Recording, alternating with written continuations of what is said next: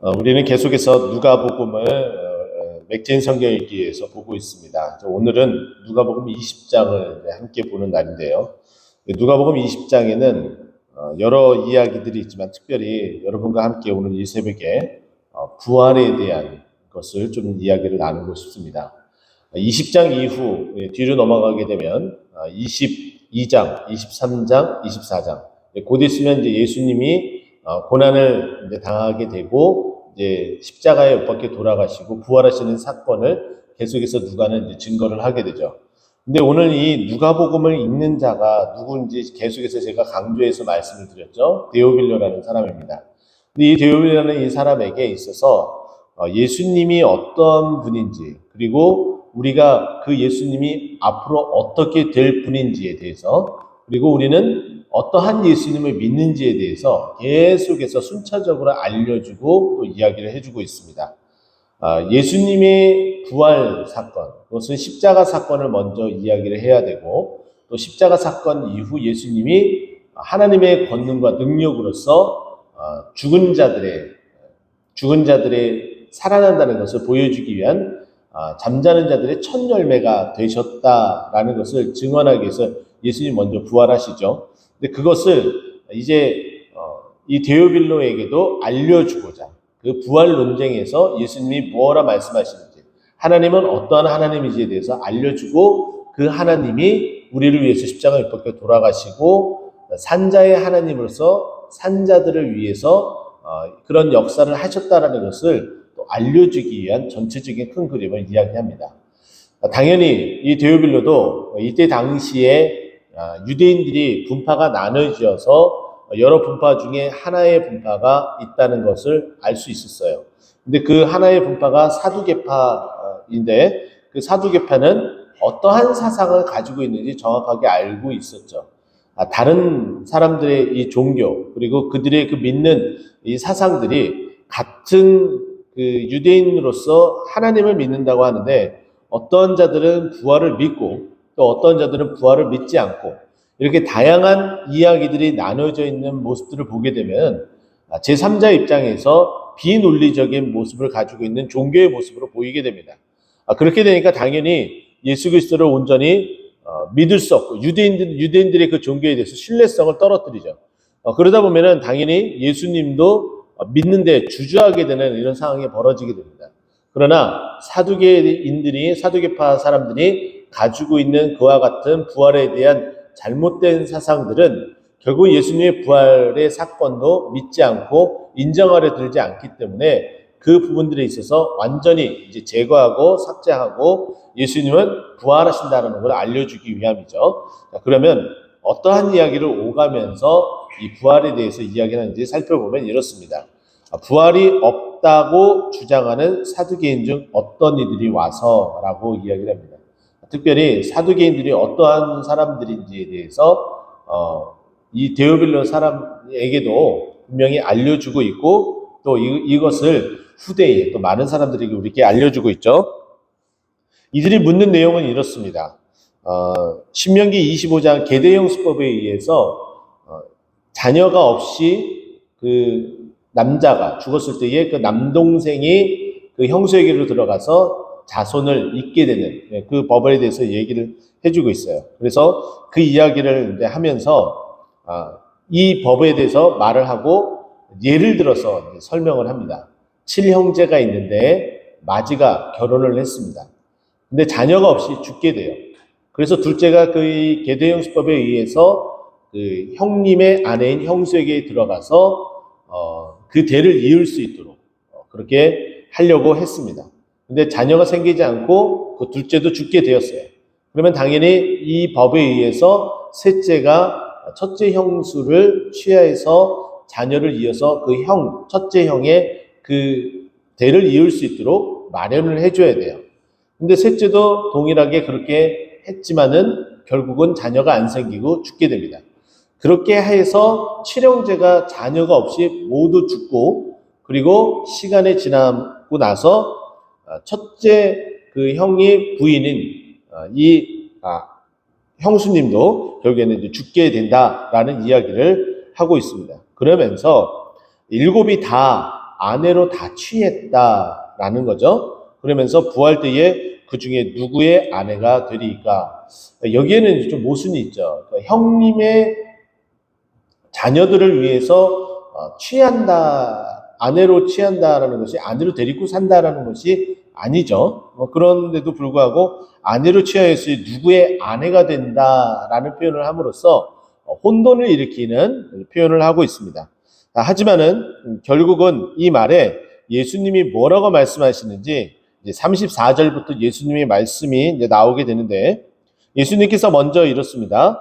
이 세상의 자녀들은 장가도 가고 시집도 가되, 이 말은 딱 우리가 듣기에 그 바로 다음에 이 세상 사람들과 반대로 이 세상 사람이 아닌 사람들을 반드시 설명하게 되어 있다는 것을 직감할 수가 있어요. 그래서 35절을 보게 되면 저 세상과 및 죽은 자 가운데서 부활을 얻기에 합당히 여김을 받은 자들은 좀 길게 얘기를 했지만은 결국은 영이 살아남으로 또 하나님의 그 천국에 들어갈 자들에 대해서 설명을 좀 이렇게 길게 했습니다. 그런데 천국에 들어갈 그런 사람들은 영적으로 부활하여 주님 앞에 육적으로 또 영적으로 살아난 자들은 어떤 일을 벌어지냐? 이 세상 사람들은 장가도 가고 시집도 가는데 35절에 천국에는 장가도 가고 시집 가는 일이 어떻게 해요? 무슨 일이 있다? 없다라고 이야기를 해요. 장가 가고 시집 가는 일이 없다라는 거예요. 여러분, 장가 가고 시집 가는 일이 없으면은 그게 좋은 일인가요? 나쁜 일인가요? 네, 우리가 좀 웃으면서 좀 생각해보고 좀 넘어갈 어떤 그런 부분들인데 왜 하나님께서 시집가고 장가가게끔 만들었는지 그 첫 번째 그 이유에 대해서 여러분 한번 생각해 보세요. 혼자 독처하는 것이 좋지 못하기 때문이었어요. 그래서 그 아내 하와를 데려올 때 뭐라고 표현했냐면 돕는 배필이다라고 표현을 했습니다. 누군가가 도와줘야지 살아갈 수 있는 존재라는 거예요. 혼자서는 이 땅에서 남자 혼자도 살아갈 수 없고 여자 혼자도 살아갈 수 없는 존재, 하나님께서 그렇게 우리에게 창조하셨다는 거예요. 혼자 독처하지 못하고 혼자 그렇게 지낼 수 없고. 자, 그런데 천국은 어떻습니까? 혼자 살아도 무방하다는 거예요. 왜냐하면 우리 주님께서 모든 걸 다 도와주시기 때문에. 이 땅에서의 삶과 완전 다르게 하나님의 모든 것들을 다 채워주시고 독처하지 않는다는 거예요. 주님과 늘 거기서 실질적인 어떤 모습으로서도 다 대면하고 볼 수 있고 그렇게 지낼 수 있다는 거죠. 하나님과. 그러니까 이 땅에서는 하나님은 영이시기 때문에 그 영이신 하나님과 대면하여 보지 못하고 또 그와 같은 어떤 모습으로 인해서 직접적으로 하나님과 내가 같이 있다는 걸 느끼지 못하는 일들이 사람으로서 생기지만 천국에서는 영으로서 늘 함께하며 교통하며 이야기하며 도와주시고 또 필요한 모든 것들은 다 있기 때문에 독처하는 것 그리고 돕는 일들이 필요 없다라는 표현이 여기 다 내포되어져 있습니다. 그렇기 때문에 시집가고 장가가는 일이 없다는 거예요. 그러면서 36절에 그들은 다시 죽을 수도 없나니 이는 천사와 동등함. 천사가 시집가고 장가가는 일이 없는 것처럼 그렇게 동등하고 또 부활의 자녀로서 하나님의 자녀. 그러니까 하나님과 계속 소통하고 관계를 하기 때문에 이제 더 이상 시집가고 장가가는 일이 없다라고 말하는 거죠. 그러면서 37절에 보게 되면은 모세도 가시나무 떨기에 관한 글에서 주를 아브라함의 하나님, 이삭의 하나님, 야곱의 하나님이라 칭하였다라고 말합니다. 이것은 출애굽기 이제 3장 6절에 있는 말씀을 하는 바이고 또 그 아브라함 또 이삭 또 야곱의 하나님이라고 말한 것은 죽은 자의 하나님이 아니라 산 자의 하나님인 것을 그러니까 아브라함이 살았을 때 함께 살한 그 아브라함과 동행하며 도움을 주시고 함께 하셨던 그 하나님에 대해서 말씀하고 있는 거예요. 그리고 또한 출애굽기 6장 3절에 보면은 동일하게 아브라함의 하나님, 이삭의 하나님, 야곱의 하나님이라고 이야기를 하면서 뭐라고 이야기하면 전능자의 하나님이라고 표현합니다. 하나님은 산자의 하나님과 동시에 또 전능자, 모든 것이 다 가능하게 하는 그 하나님이라고 이야기를 해요. 그러니 부활이 당연히 모든 것이 다 가능하면은 당연히 부활도 있겠죠. 그것을 우리에게 말해주고 있습니다. 그래서 살아있는 자의 하나님이시라 하나님에게는 모든 사람이 살아난다. 하나님은 사람을 살리기 위해서 하나님과 생명을 함께 나누고 아담도 그 이름의 뜻도 산자라는 뜻으로 함께 이렇게 동행하게끔 만드셨다는 거예요. 그런데 이 살아있는 자들이 무엇 때문에 죽게 되었어요? 죄 때문에, 불순종 때문에. 근데 이 불순종의 이 사람들을, 그래서 죽음으로 치닫게 된 이 사람들을 살리는 그 하나님께서 다시 다 살리기 위해서 누구를 보내셨다는 거예요?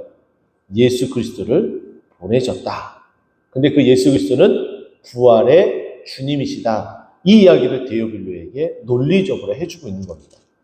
그러니까 부활을 믿지 않는 사두개인들은 이것이 굉장히 못마땅한 거죠. 근데 반면에 사두개인과 이 부활에 대한 논쟁으로 부딪히고 있는 서기관들, 다른 유대인들은 이 말이, 예수님이 이 말이 너무나 통쾌하게 받아들이는 거예요. 저 부활이 없다라고 주장하는 저 사두개인들의 저 논리를 단번에 다 무너뜨리고 있으니까 너무나 통쾌하죠. 그래서 39절 말씀 보니까 서기관 중 어떤 이들이 말하되 선생님 잘 말씀하셨습니다. 예수님에 대해서 늘 반목을 가지고 있었던 서기관들이 이제는 예수님을 칭찬하는 일까지 벌어집니다. 그런데 놀라운 것은 이렇게 이야기하고 예수님이 십자가 못 박혀 돌아가시고 부활하셨음에도 불구하고 이 서기관들도 예수님의 부활을 믿지 않는다는 거예요. 참 신기하죠? 그래서 우리는 한 가지 알 수 있는 것은 예수 그리스도의 그 부활을 믿는다라고 우리가 이 새벽에도 신앙 고백을 했습니다. 이 고백은 그래서 우리가 자의적으로 할 수 있는 것이 아니에요. 하나님께서 우리에게 주시는 귀하고 값진 선물이라는 거죠. 그 부활이 바로 우리에게 허락되어진 귀한 은혜라는 것 꼭 기억을 했으면 좋겠습니다. 이렇게 이야기를 하니까 우리가 27절에 보게 되면은 사두개인 중 어떤 이들이 와서 한 사람이 아니라 뭐 두세 사람 여러 명이 있을 수 있겠죠. 그들이 와서 논쟁의 불씨를 지폈는데 이 말이 다 마치고 서기관들까지도 예수님의 말씀을 거들면서 인정해 버리니까 지금 예수님과 논쟁하기 위해서 그리고 이 논쟁점을 시작하였던 이 사두개인들이 어떻습니까? 아무것도 감히 더 물을 수 없다. 이 말인즉슨 예수님이 한 말, 부활이 있음을, 하나님은 살아계신 자의 하나님이시고 살리는 하나님이시라는 것을 다 인정하는 모습을 우리에게 보여줍니다. 그러니까 데오빌로요, 당신도 하나님은 살리는 하나님, 그 살리는 하나님이 예수 그리스도를 우리를 살리기 위해서 보내셨고 십자가에 못 박히셨고 그리고 하나님의 능력, 전능자 그 능력으로서 산자의 하나님으로서 예수 그리스도를 살리시고 그 방법으로 우리를 살리십니다. 그래서 그 예수님을 믿어야 됩니다. 이렇게 기록하고 있는 것이 누가의 기록의 방법입니다. 이처럼 이제 다음 달 둘째 주 주일이면 부활 주일이 다가오는데요. 우리가 다시금 예수님의 그 십자가의 그 사랑과 하나님의 그 전능하심으로 죽은 자를 살리시는 그 부활의 그 신앙을 다시 한번 소중히 여기고 그 믿음 가운데 살아가는 모두가 되기를 예수 그리스도의 이름으로 축원드립니다. 기도하겠습니다.